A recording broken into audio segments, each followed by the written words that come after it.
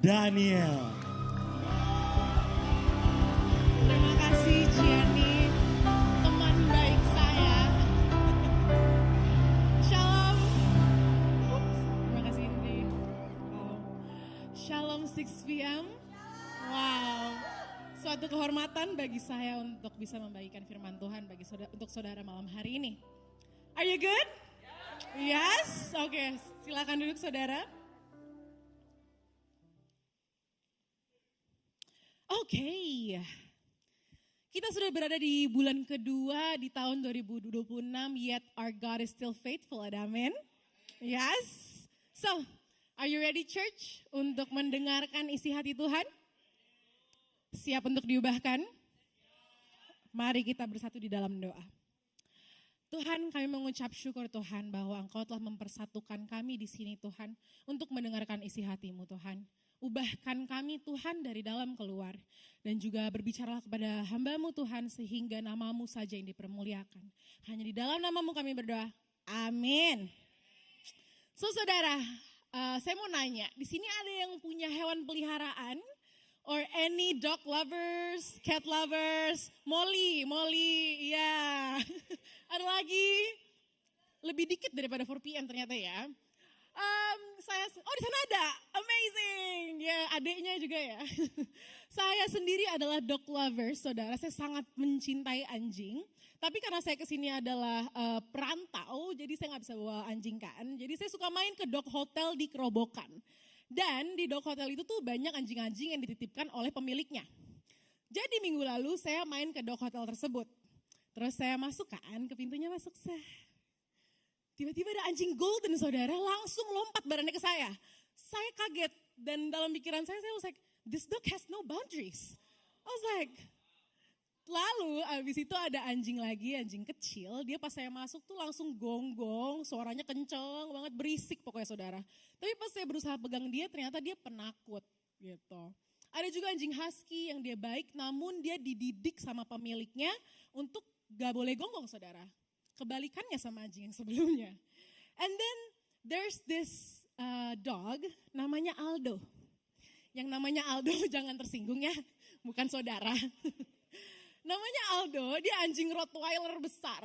Dia besar lumayan segini, abis itu hitam, dia kekar banget darahnya, dan bahkan mulutnya sendiri tuh ditutupin gitu saudara pakai penutup mulut supaya mungkin dia gak gigit anjing lainnya ataupun manusia. Tapi interesting thing, Aldo justru adalah anjing yang paling manja. Dia paling nempel sama saya saudara.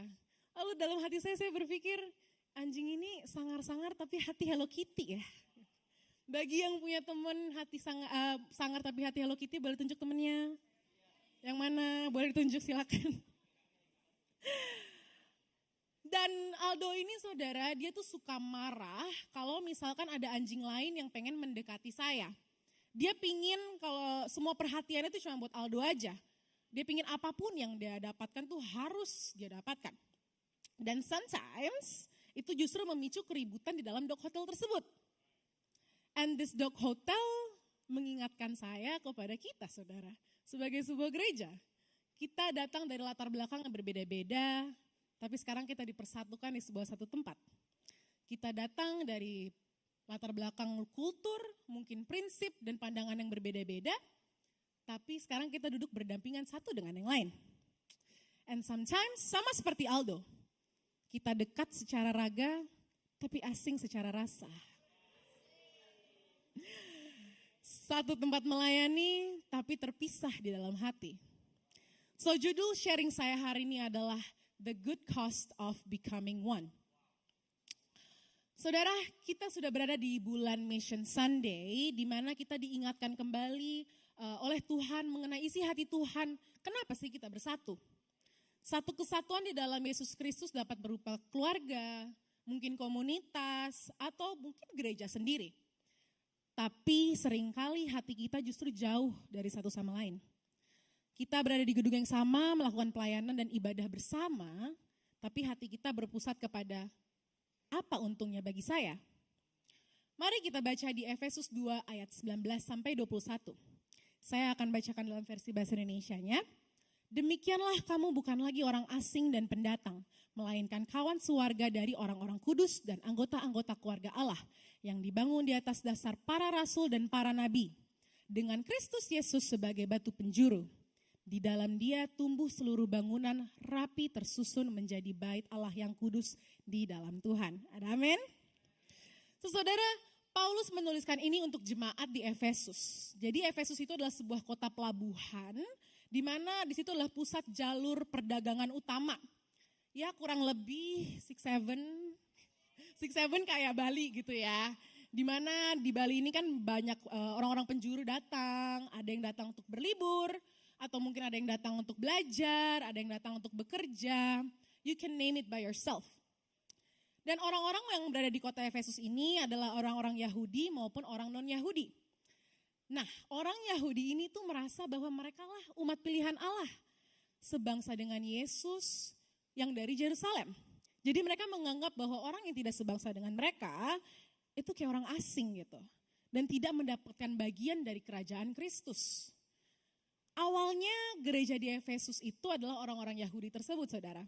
Di mana mereka merasa diri mereka adalah sebagai first class. Yang kemudian waktu orang-orang asing itu datang, mereka dianggap kelas bawah.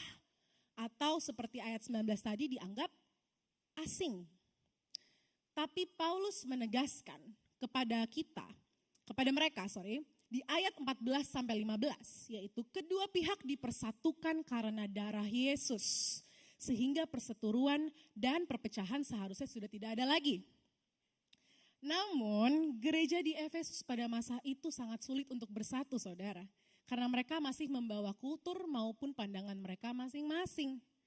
Ada perbedaan yang sangat signifikan. Dan perbedaan itu membangun landasan berpikir mereka dan pandangan hidup mereka. Sehingga seringkali, saudara, pandangan hidup masih menjadi pedoman yang kita bawa ke gereja dan bukan Kristus. This also happens in today's church. Di mana mungkin kita datang dari latar belakang yang berbeda-beda, dengan pandangan kita yang berbeda-beda. Sehingga itu membangun prinsip dan ego kita masing-masing. Kadang kita merasa, gak mau deh datang 6 PM, ada si itu. Atau, gak mau deh pelayanan itu kayaknya enggak deh gitu. You can name it by yourself too. Izin saudara, ego tidak selalu berisik. Kadang ia duduk manis di bangku gereja, ikut melayani dan rajin ibadah, namun menolak mati. Becoming one is not about being in a building together, but it's about building one another. Becoming one is not just about serving together, it's about serving one another. Jangan sampai kita membangun gereja tapi kita lupa membangun satu sama lain. Jangan sampai kita membangun gereja tapi kita lupa tujuan Tuhan dalam sebuah gereja itu apa. Unity collapses when purpose disappears. Kita lupa tujuan mengapa kita bersatu. Seperti yang Paulus katakan, karena Kristus telah mati untuk kita sehingga semua orang tanpa perbedaan mendapatkan akses hubungan dengan Tuhan kita. Kita lupa bahwa Tuhanlah pusat perhatian kita, not us. Jadi apa yang bisa kita pelajari dari apa yang Rasul Paulus mau katakan, saudara? Yang pertama, semua katakan yang pertama. First, oneness is not comfort, it's transformation. Mari kita baca di ayat 14-15. Karena dialah damai sejahtera kita yang telah mempersatukan kedua pihak dan merubuhkan tembok pemisah, yaitu perseteruan. Sebab dengan kematiannya, sebagai manusia ia telah membatalkan hukum Taurat dengan segala perintah dan ketentuannya, untuk menciptakan keduanya menjadi satu manusia baru di dalam dirinya. Dan dengan itu mengadakan damai sejahtera. Ayat 15 berkata, sebab dengan kematian Yesus ia menciptakan keduanya menjadi satu.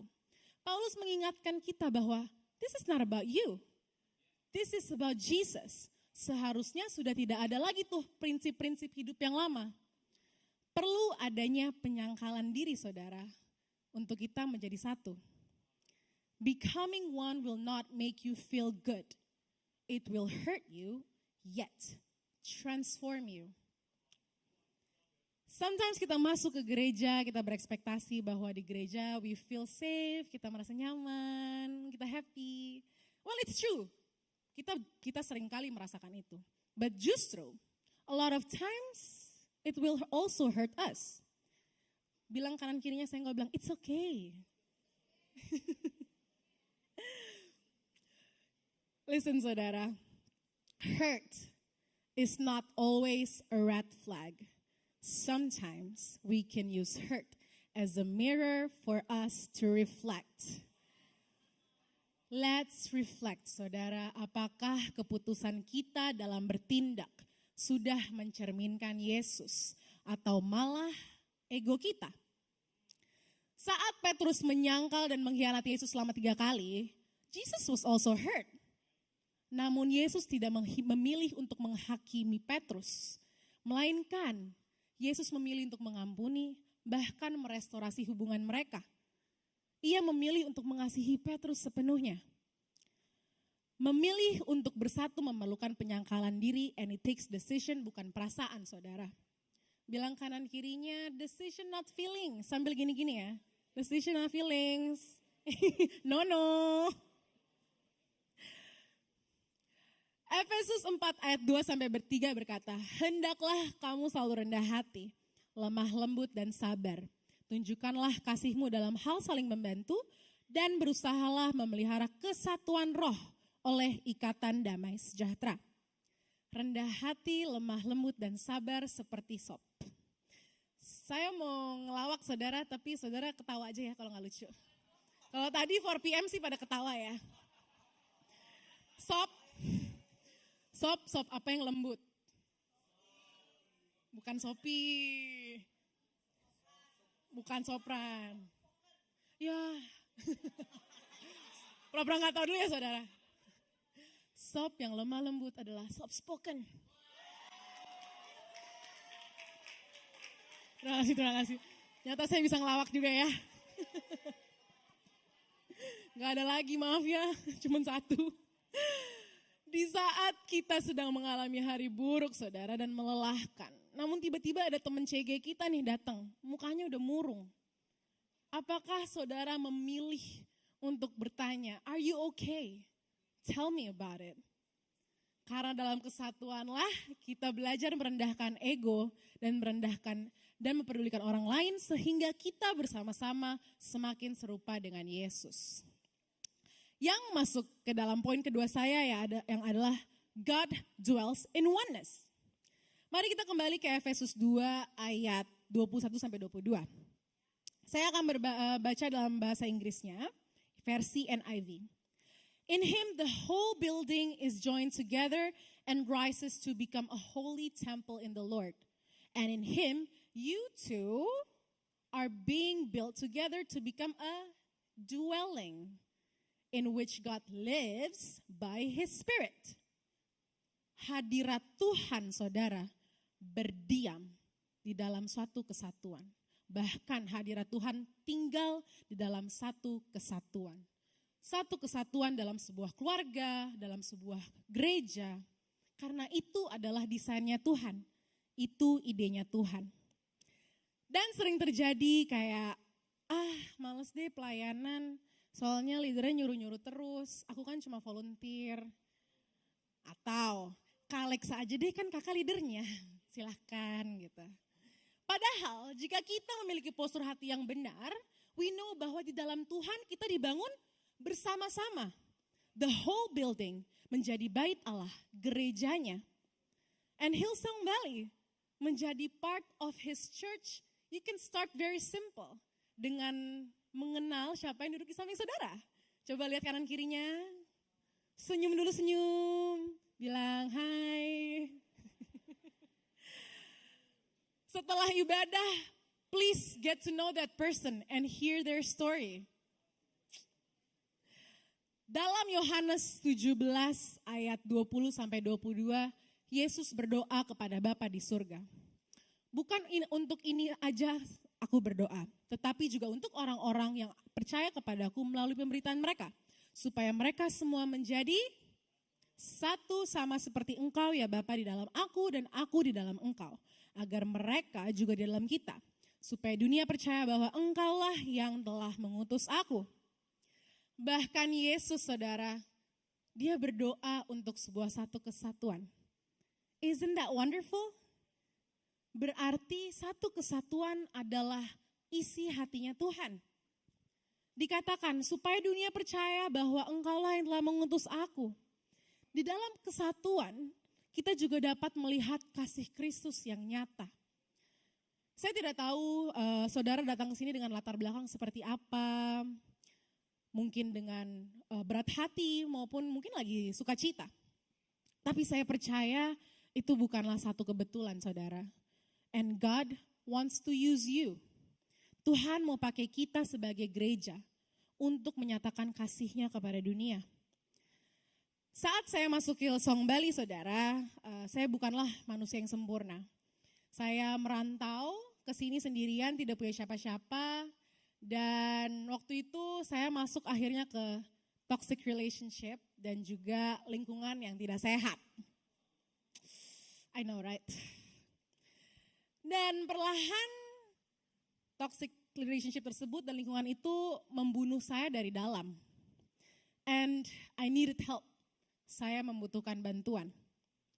Saat saya masuk Hillsong Bali, waktu itu ada salah satu leader yang memilih untuk merendahkan hatinya, saudara, untuk bertemu saya yang seorang jemaat biasa aja. Dia memilih untuk melayani saya dan membantu saya, sehingga itu mengubah hidup saya hingga hari ini. So, saudara, I just feel like Tuhan mau berbicara kepada saudara yang mungkin merasa, aku tidak bisa memberikan apa-apa ke dalam gereja, atau mungkin aku tidak bisa memberikan dampak baik, sekedar dampak baik kepada teman saya atau bahkan saudara saya. I just want to tell you, church, that God is enough. Hubungan saudara dengan Tuhan adalah cukup. Cukup untuk saudara menjadikan itu sebagai tumpuan, agar saudara menjadi bukti kasih Yesus yang nyata bagi orang lain. So, let's fight for unity, church. Mari kita bangun gerejanya bersama-sama. Because everyone belongs here. Amin. So, abis ini firman Tuhan akan disampaikan oleh seseorang yang sangat luar biasa. Mari kita bangkit berdiri. Ini adalah salah satu leader yang paling eksis pokoknya. And he will bring something yang sangat fresh. Mari kita sambut suaranya saudara Fernando Siahaya. Thank you so much Alexa. Please, saudara boleh duduk kembali. Terima kasih buat Alexa Daniel. Passwordnya apa Alexa? 000888. Oke. Saudara boleh duduk kembali, terima kasih.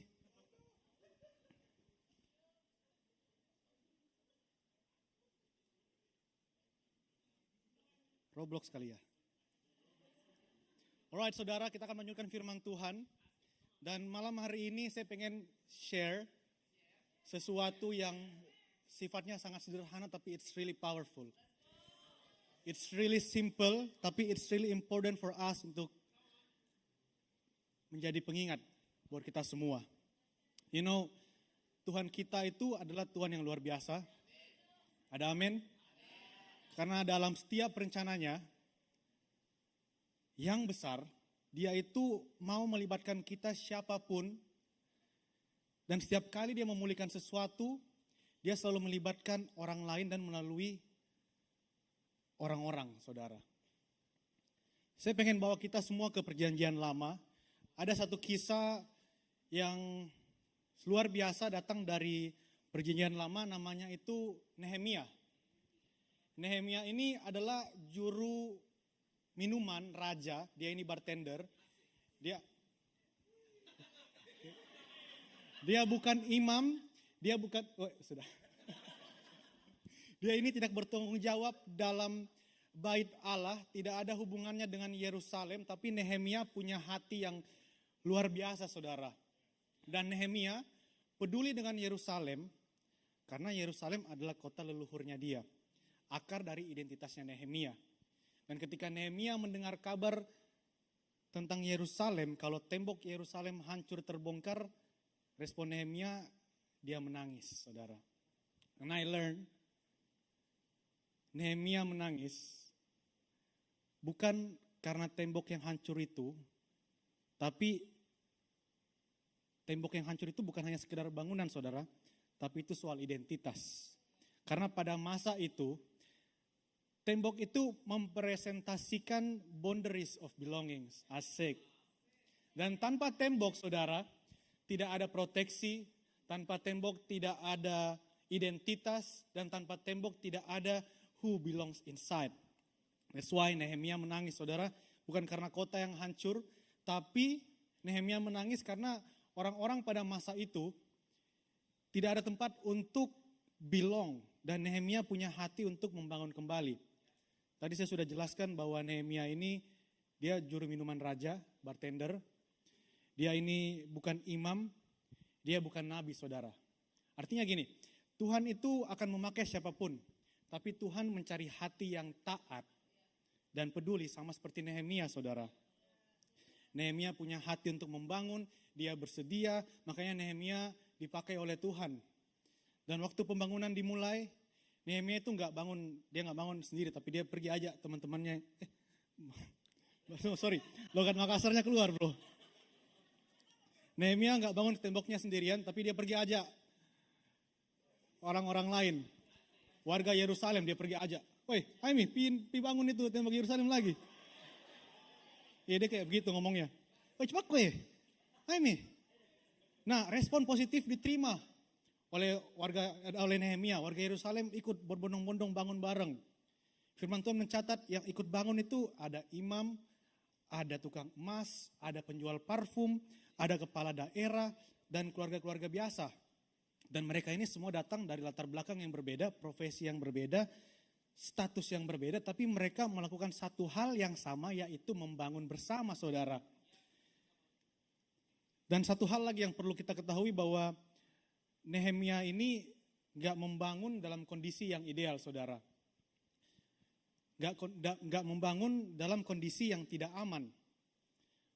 Firman Tuhan di Nehemia 3 bilang kayak gini, mereka bekerja dengan tangan yang satunya lagi pegang senjata.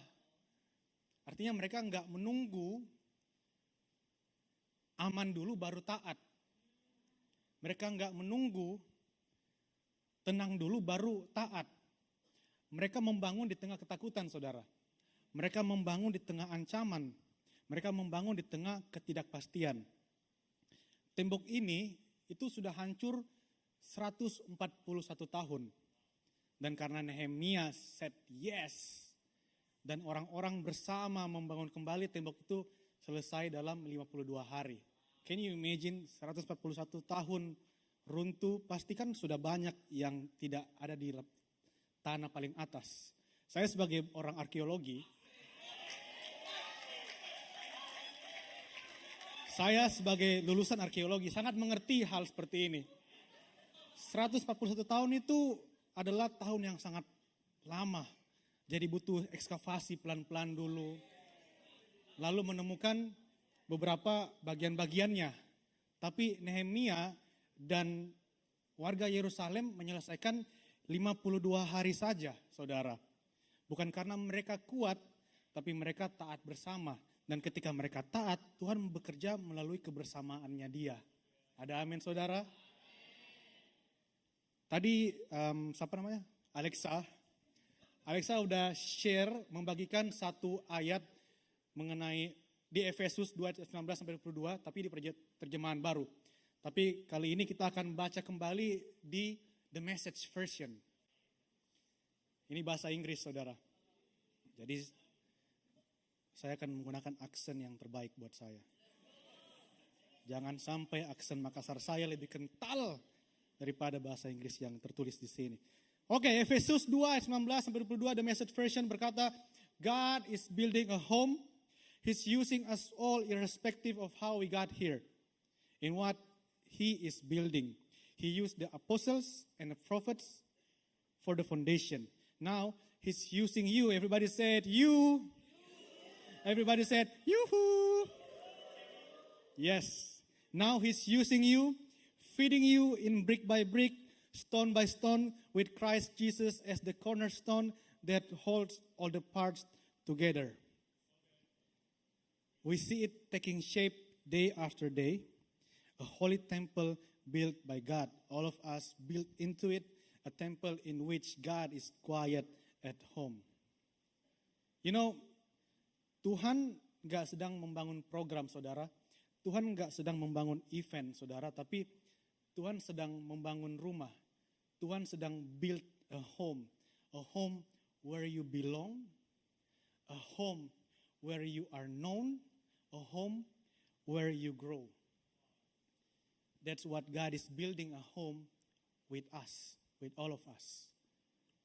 Tapi gak ada rumah yang akan selesai dalam satu malam, saudara. Hanya Roro Jonggrang aja yang selesai dalam satu malam. Itu pun belum menjadi hukum, masih teori, masih cerita legenda.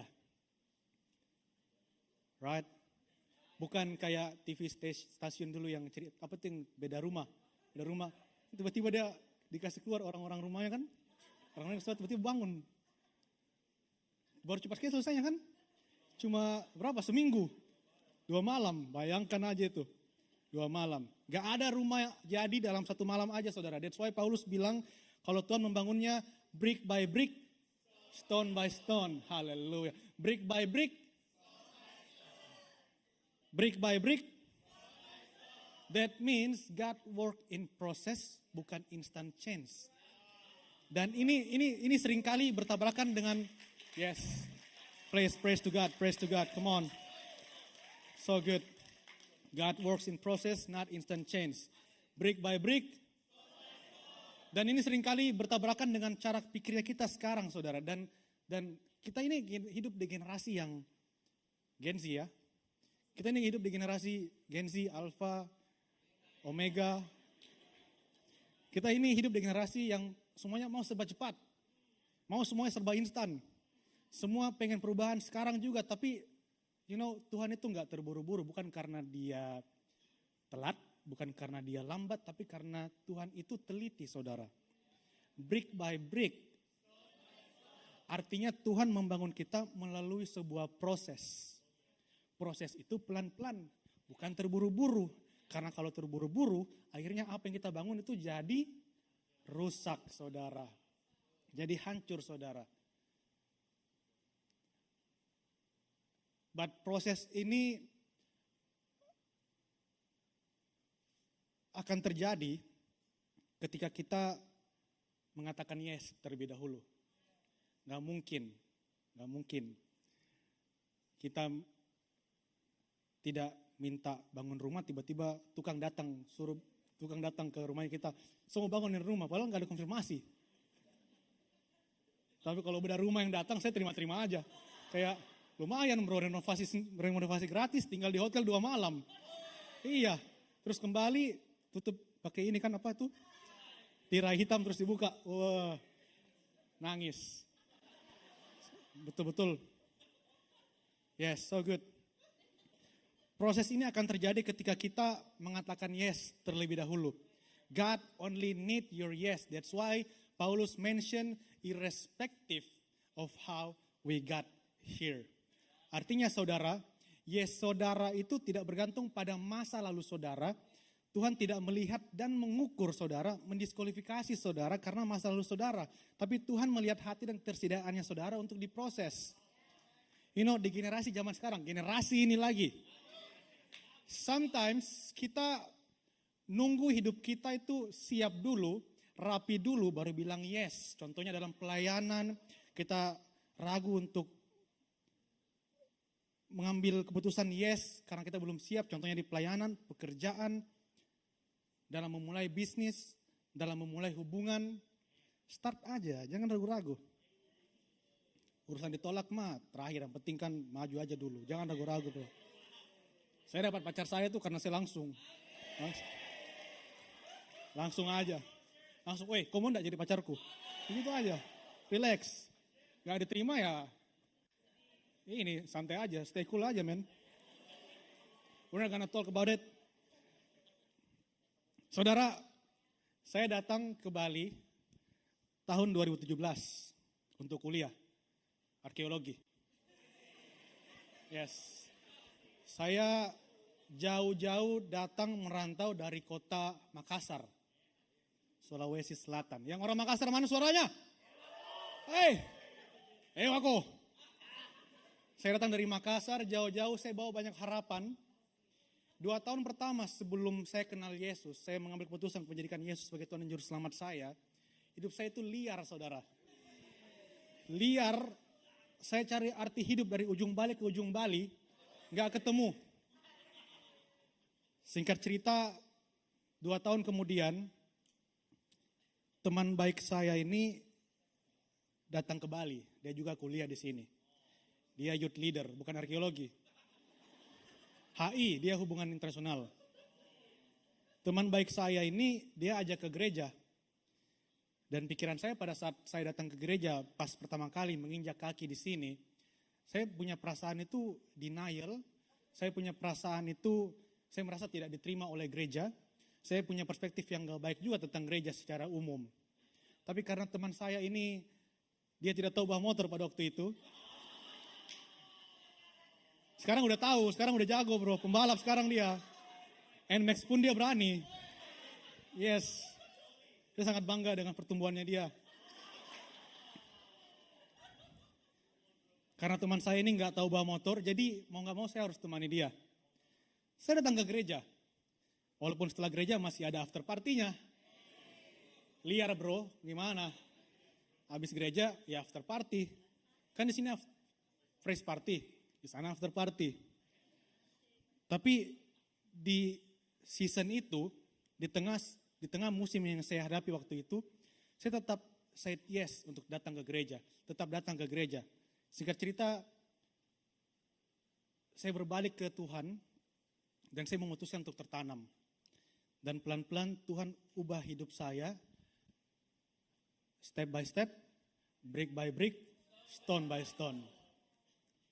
Imagine kalau saya nggak terima Tuhan, nggak say yes pada waktu itu, mungkin saya nggak akan pernah kenal Yesus. Imagine kalau saya nggak say yes untuk temani teman saya, mungkin saya nggak pernah kenal Yesus. Mungkin hidup saya tetap liar, bahkan jadi buronan. Untungnya melalui dia dan komunitas, saya diselamatkan, saya bertumbuh. Sampai saat ini saya sangat bersyukur sekarang saya punya komunitas yang sehat. Komunitas yang mau menghargai satu sama lain. Komunitas yang mau mengasihi satu sama lain. Komunitas yang mau bertumbuh bersama-sama saudara. And that's the power of community. Ketika kita bilang yes, Tuhan gak cuma memakai kita, tapi Tuhan membentuk kita bersama-sama saudara. What I'm trying to say is, gak ada momen yang tepat, gak ada momen yang ideal. Karena yes kita itu bukan soal siap, tapi yes kita itu soal mau saudara. Remember this. God doesn't build with perfect people. God builds with available people saudara. Ada amin. Dan saudara perlu ketahui waktu kita said yes untuk membangun apa yang Tuhan minta untuk kita bangun. Sebenarnya Tuhan juga sedang membangun kehidupannya kita. Contohnya dalam pelayanan. Seringkali saudara datang ke gereja, merasa saudara hanya pelayanan saja. Saudara merasa saudara hanya pelayanan saja, tapi sebenarnya Tuhan sedang membentuk karakternya saudara. Seringkali saudara merasa saudara hanya hadir saja, tapi sebenarnya Tuhan sedang memulihkan hati saudara. Di Nehemia, tembok gak dibangun oleh satu orang saja. Di Efesus, Paulus bilang Tuhan gak membangun kita sendirian, tapi Tuhan membangun bersama saudara. Karena satu bata berdiri sendirian akan hancur. Begitupun dengan iman kita. Satu iman berjalan sendirian itu gampang capek saudara. And that's why community itu hadir. Community itu bukan tempat hidup kita jadi mudah, tapi tempat kita tidak menyerah sendirian saudara. Waktu saudara lemah ada yang menopang. Waktu saudara lupa ada yang mengingatkan. Waktu saudara mau berhenti ada yang bilang jangan dulu. Itu sebabnya iman kita itu gak didesain untuk berjalan sendirian. Iman kita itu nggak didesain untuk berjalan sendirian, saudara. We need community. We really need community, church. Mungkin yes, saudara, hari ini bukan keputusan besar. Mungkin yes, saudara sederhana, yaitu yes untuk datang walaupun masih banyak ragu. Yes untuk hadir walaupun hati saudara belum sepenuhnya siap. Yes untuk join community walaupun belum kenal siapa-siapa. Yes untuk berhenti jalan sendirian walaupun selama ini saudara terbiasa jalan sendiri. Listen church, it's enough. Yes saudara itu cukup. Karena Tuhan gak menunggu yes yang sempurna, tapi Tuhan menghargai yes yang jujur dan apa adanya, saudara. Mari kita bangkit berdiri, saudara.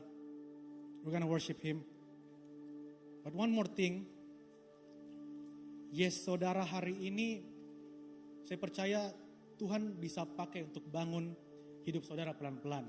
Step by step, brick by brick, stone by stone. Jadi jangan tunggu siap dulu untuk yes. Sekarang waktu yang tepat untuk yes. Gak ada momen yang ideal, gak ada momen yang tepat. But this is your day one. This is your day one untuk take a step, untuk say it yes. Ada amin? Let's worship Him.